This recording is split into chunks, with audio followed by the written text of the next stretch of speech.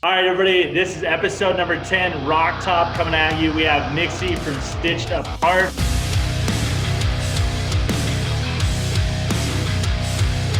She is absolutely incredible. Her vocals are range for days.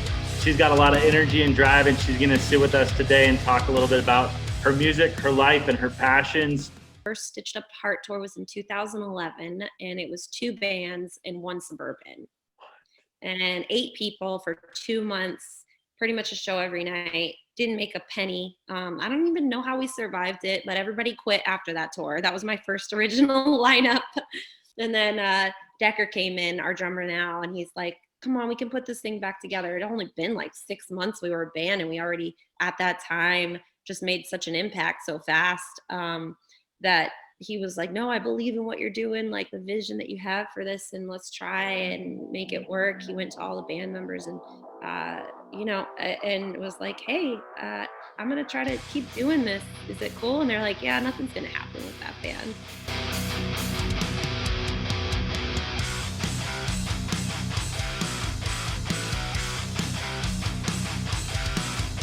And I mean, slowly but surely something I'm happy because we can survive, even in a pandemic with the way how much this band has grown. Still a lot of room to grow as well. Yeah.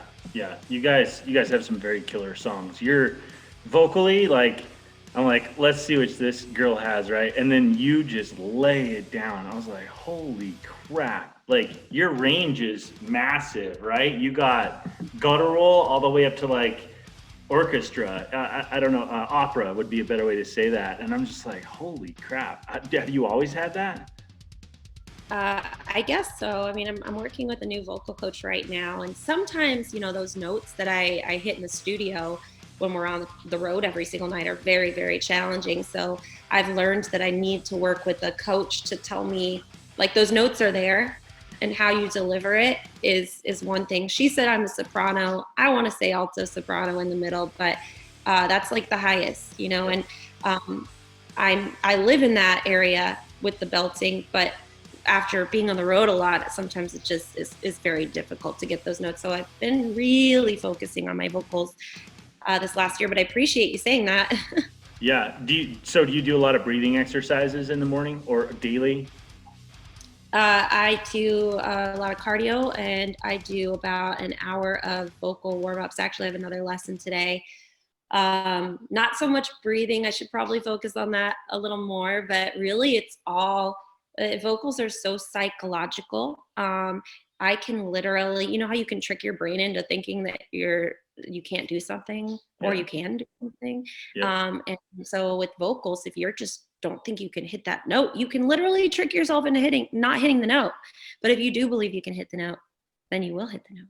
So it's all such a psychological thing, which is horrible being a singer, and like we're all just traumatized anyway. We have these crazy lyrics, and that's what people connect to because we have a lot of stuff going on up there. And then now we have to figure out how to use this thing, which you can't tune all the time, and you can't practice every single day all the time like you can with a guitar, and because you can hurt yourself. So it's a fine line in vocals. I kind of wish I chose bass.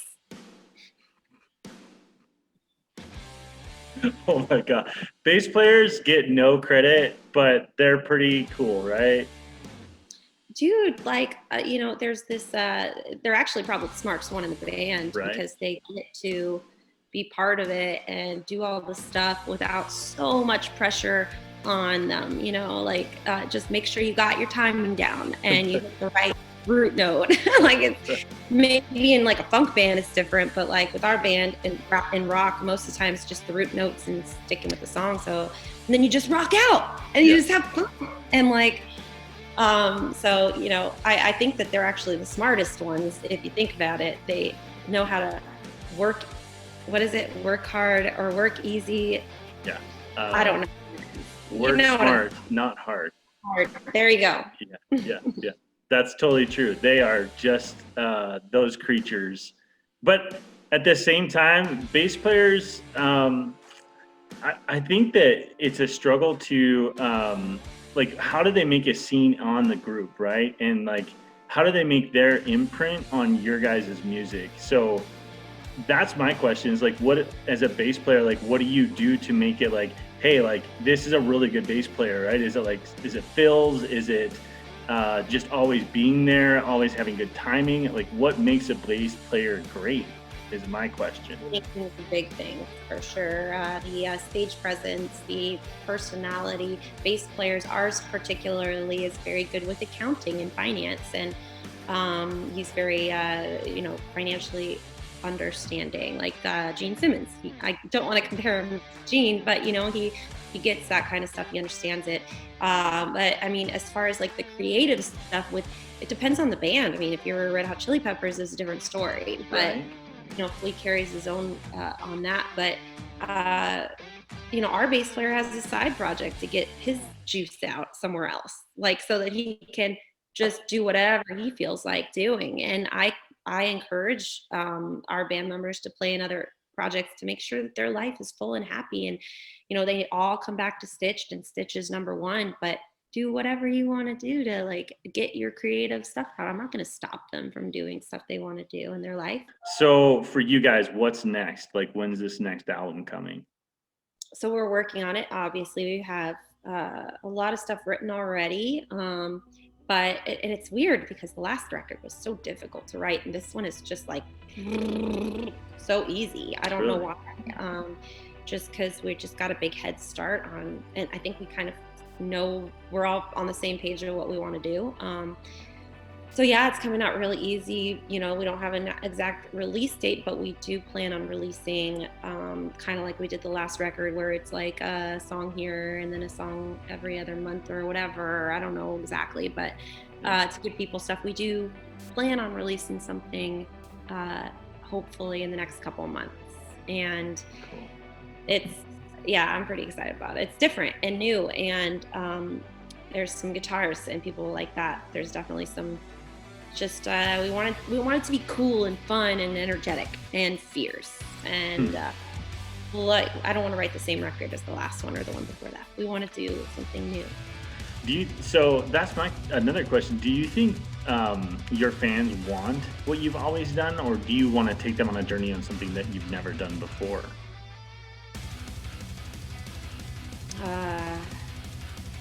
I think I want to take them on a journey that we've never done before, but not alienating our identity, like the band, what it is. It's definitely a metal band with a female singer with electronic elements. That's what we are. But we can go in different directions thanks to the last record and how we were able to just throw paint over there and see what happens and put it on the album. So we don't have to pigeonhole ourselves. People they can't guess what they're going to get. Like, you're not gonna be like, the next Stitched Up Heart record is gonna sound like this because it sounded like that on the last one, or Yep. I never want people to know what they're getting. Like, what is your advice to the young people watching this episode? Like, what makes you so awesome? Respectfully. I hope that people are looking up to me as what they want to be when they grow up. I hope that there's kids that see a leader, and I hope that they see that it can be done in this industry, and you can be your authentic self, and you can, it's not easy. Nothing you do in life is easy. Music industry is definitely not the easiest path to choose. But it's the one that I love more than anything. And so I have to do it. Like, I don't have a choice. And I think when you follow your heart with whatever it is, whoever you are, that if you just keep following people that you're inspired by, and success leaves breadcrumbs or something. I think that's what it is. So like, if you look up to someone, like, analyze what they've done and try to figure out like how did they get here, and what moves did they make, and what choices did they make. And ultimately, for me, my advice would be that follow your heart and work your butt off and never give up, no matter what. That was awesome. Good. You guys did a global live stream. I saw that you posted it, and the first time like I caught up to speed, I watched like a video at the end of like I think your Dave Navarro interview, which was really cool actually. Like the interview was good. I was like, yeah, the interview is like pretty legit. But then the videos, I'm like, dang, what an awesome ending! Like I thought that was a smart like production move. I don't know if that's the right call, but sometimes I have good ideas. You what? Sometimes I have good ideas.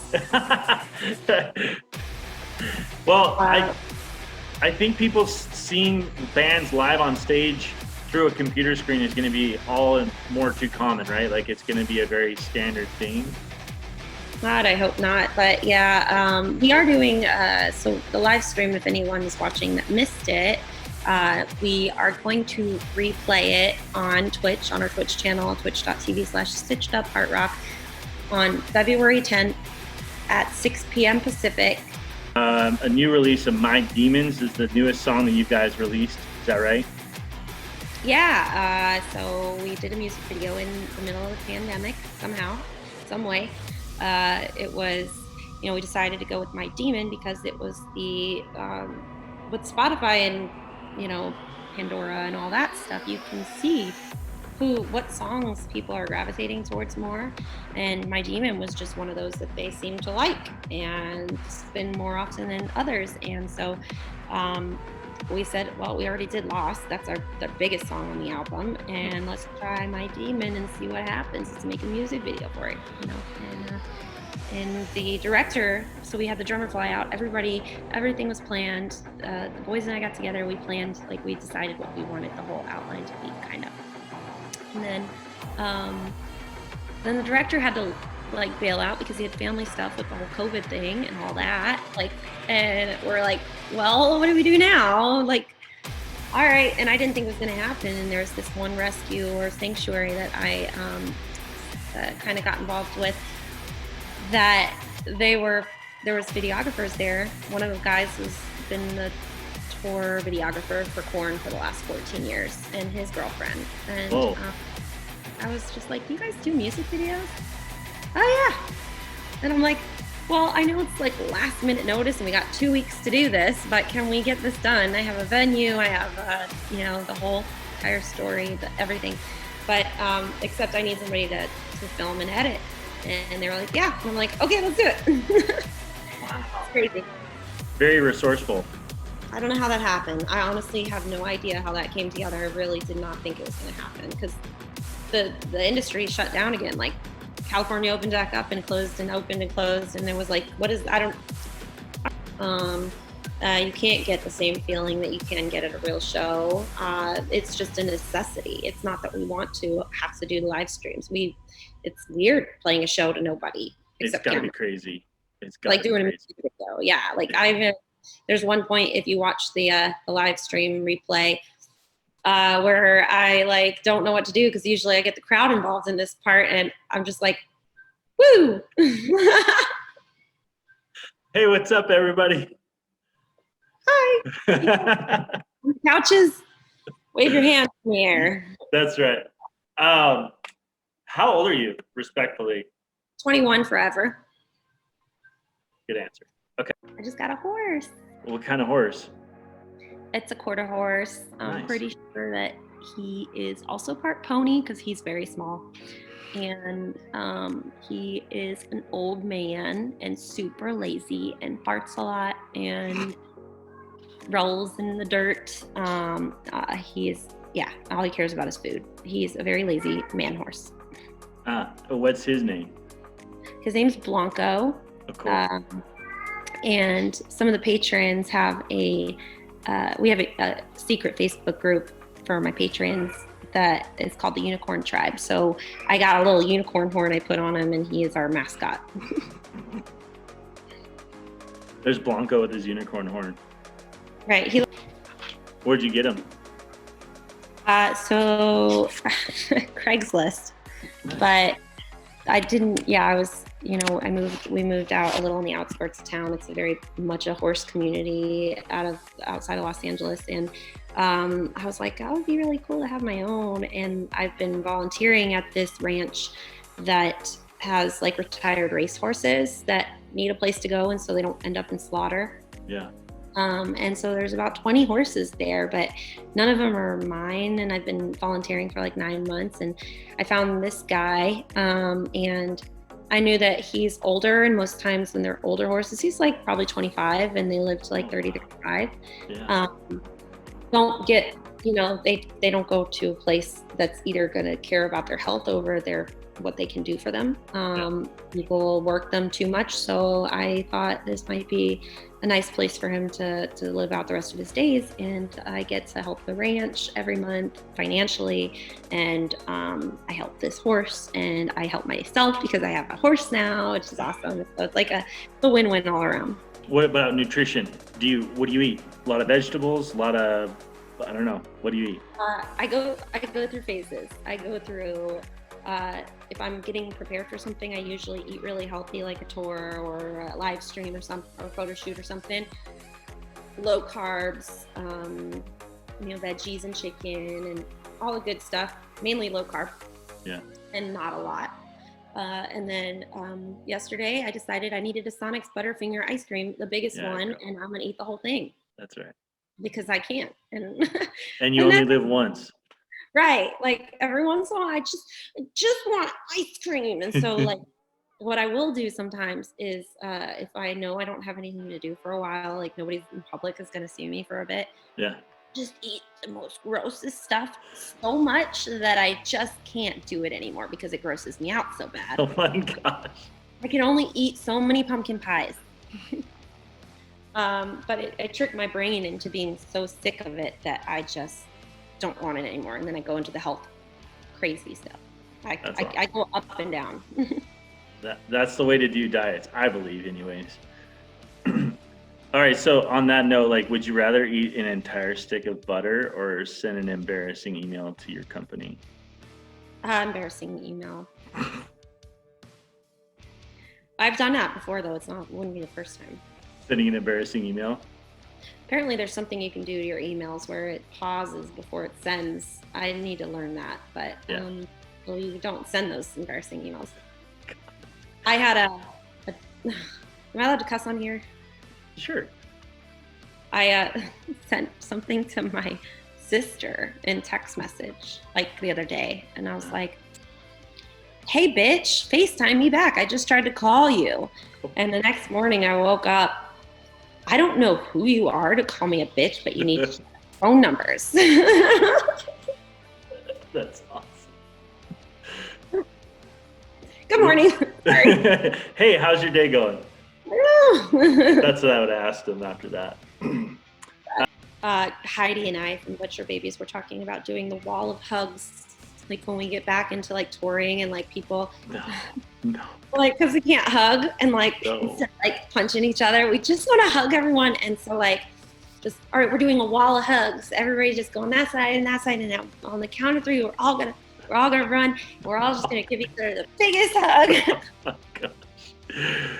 I read something yesterday that people listen to metal music are actually far more stable and more open to discussing like issues that they have. Oh my gosh, look at that. Sure. Well, I mean, that's an interesting read. It depends on who wrote it, and I guess it's all relative, right? Yeah.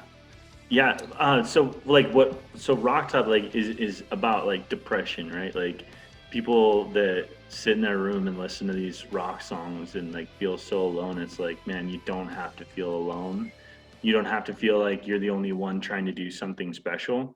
There's a lot of successful rock musicians that have committed suicide or have mental problems like depression or and it's like, man, what is the deal? Like when you hit those levels of greatness, like what happens?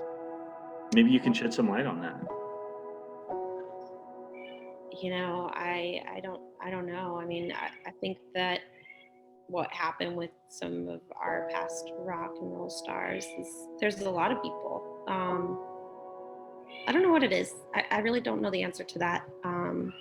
I hope that people see that they're not alone, and I hope it raised some sort of awareness that people can reach out to other people and like help people that you have no idea are going through something. Yeah. Most of the times it happens to the people that you don't know it would happen to, because they won't tell anyone, because they're ashamed of how they feel, and they don't want to be anybody's burden. And that's the biggest reason that people do it. I think they're in the way, and life would be better without them there, and they want to be out of their pain and suffering. But ultimately, I dealt with a lot of our fans that have been through that kind of stuff, and I think a lot because of the lyrical content. But I've had to pull them out time and time again, and literally was pulling me down with it. And I just, if anybody's listening and that's going through anything like that, just email me, mixikitty@gmail.com. And I'm here for you. Know that you're not alone. There's always people willing to listen, and you don't have to be ashamed. It's better to just reach out, because there's still time to do so many amazing things.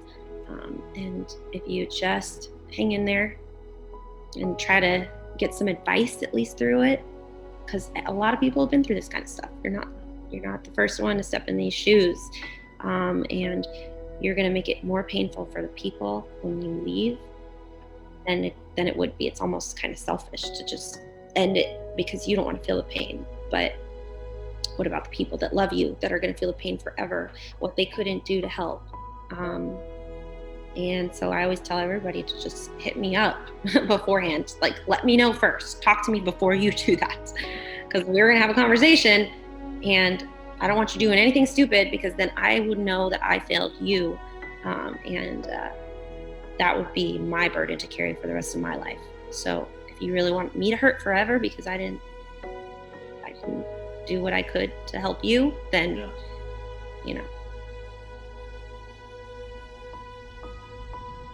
That was awesome. That was really cool. Sounds like you have a lot of stories behind that.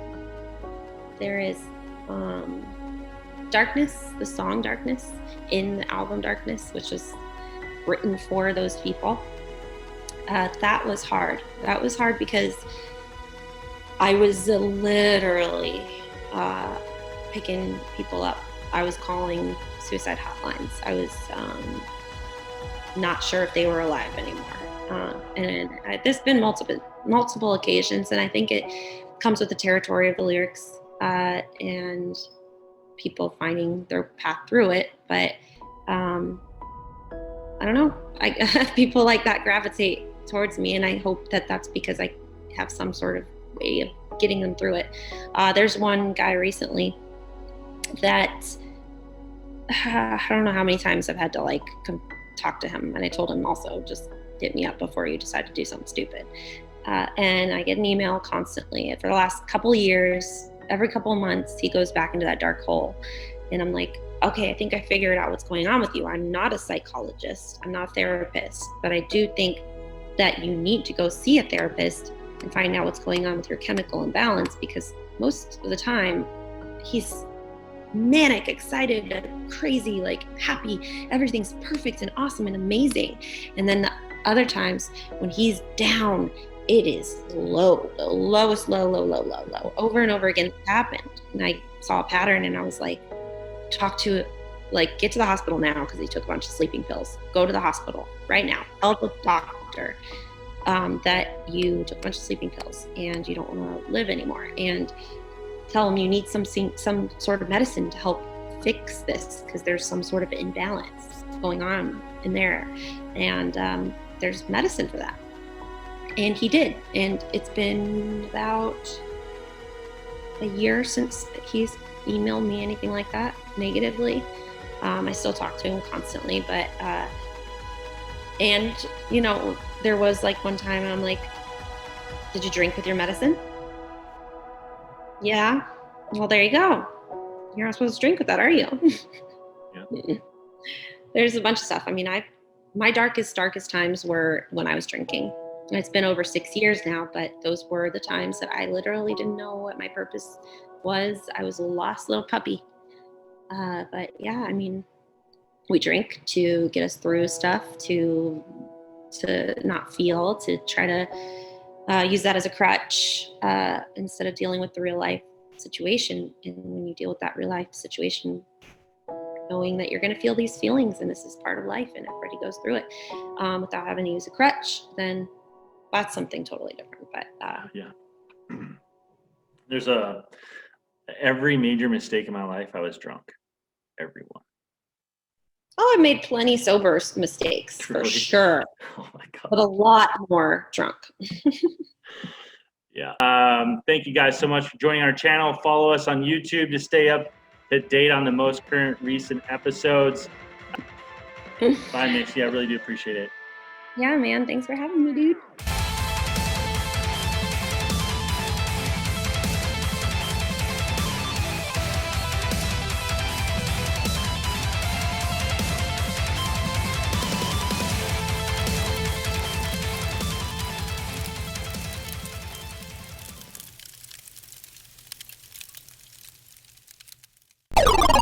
Ha ha ha ha ha.